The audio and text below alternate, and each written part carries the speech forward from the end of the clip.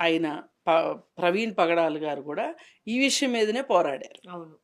ఈ విషయం మీదే పోరాడితే మరి ఆయన దానికి సంబంధించి చాలా చాలా ఆధారాలు చూపెట్టగలిగిన, మాట్లాడగలిగిన, రాజ్యాంగంలో ఉన్న పరస్పర విరుద్ధమైన అంశాలని చెప్పగలిగిన వ్యక్తి కాబట్టి, అలాగే ఆ మాదిరి జ్ఞానం ఉన్న మనిషి కాబట్టి, అలాగే ఇన్ఫర్మేషన్ ఉన్న మనిషి కాబట్టి, నాలెడ్జ్ ఉన్న మనిషి కాబట్టి అతన్ని అడ్డు తొలగించుకోవాలి.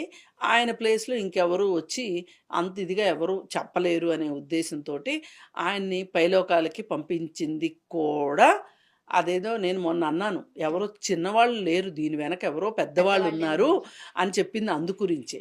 ఇప్పుడు మన దేశంలో ఆహ్, ఎ ఏవైనా విధానాలను వ్యతిరేకించేవాళ్ళు, ఏవైనా తమ నమ్మకాలకి, తమ ఉద్దేశాలకి వ్యతిరేకంగా ఉన్న వాళ్ళని చంపటం చాలా పరిపాటైపోయింది.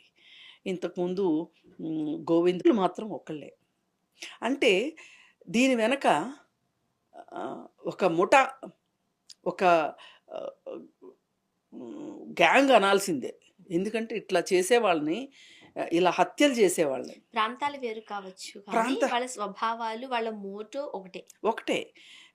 ఇలా చేయడం వెనకమాల ఆహ్, ఉద్దేశం ఏదైతే ఉందో ఆహ్, ఆహ్, ప్రవీణ్ పగడాలది కూడా హత్య అని మనం అందుకే అంత ఇదిగా చెప్పగలుగుతున్నాం. ఈ ఈ ఇది ఇప్పుడొచ్చిన తీర్పుకి రిలేటెడ్ సబ్జెక్ట్ కాబట్టి మనం అంత బల్లగుద్ది మాట్లాడుతున్నాం. సరే, ఏది ఏమైనప్పటికీ వ్యక్తుల్ని చంపగలరు కానీ, వ్యక్తులు వెనకమాల ఉన్న ఆశయాన్ని కావచ్చు, దృఢ సంకల్పాన్ని కావచ్చు చంపలేరు. కాకపోతే ప్రవీణ్ పగడాల విషయంలో చేసింది ఏంటి అంటే, ఆ వరుసగా చేసిన హత్యల్లో ఉన్న హంతకులు ఎవరైతే ఉన్నారో వాళ్ళు కాకుండా కొత్త హంతకుల్ని తెచ్చుకున్నారు. అయితే ఈ కొత్త హంతకులు చేసిన తెలివి తక్కువ పని ఏంటో పరమానంద శిష్యుల లెవెల్‌లో ఏం చేశారో చెప్పుకున్నాం గదా! చంపిన మనిషిని పడుకోబెట్టి బండి పెట్టారని.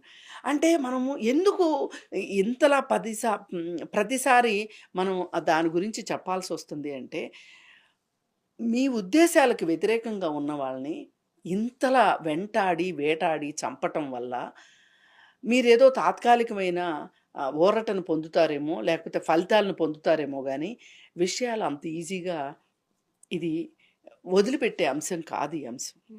ఎందుకు, ఎందుకు వదిలిపెట్టే అంశం కాదు అంటే, ఇప్పుడు ఒక వ్యక్తి ఒక కులంలో పుట్టినందువల్ల ఇది అదే 2 నేను అందుకే స్టార్ట్ చేసినప్పుడే అన్నాను. ప్రజాస్వామ్యంలో ఉన్నాం, లౌకికవాదంలో ఉన్నాం, రాజ్యాంగ